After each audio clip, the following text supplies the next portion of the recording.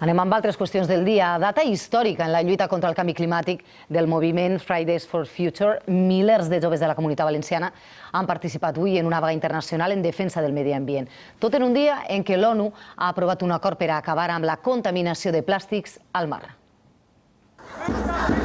Cada divendres canvien les aules pels carrers per a protestar contra el canvi climàtic, però avui en són més. Vamos a salvar el planeta. Milers d'estudiants s'han unit avui a la vaga internacional contra el calentament global.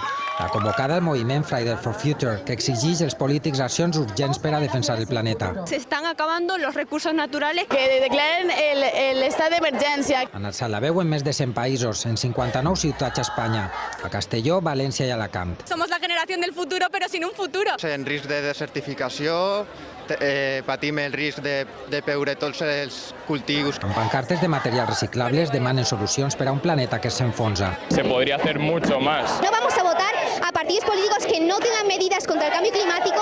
Una ona verda inspirada en Greta Thunberg, la jove sueca que demana el compliment dels objectius mediambientals. Una crida a l'acció que coincideix amb l'Assemblea de l'ONU pel Clima a Nairobi, que avui ha finalitzat, i encara ha acordat acabar amb la contaminació marina pels plàstics. Mesura positiva, però que entrarà en vigor al 2030. Encara que l'estudiantat no pensa parar fins a aconseguir canvis reals.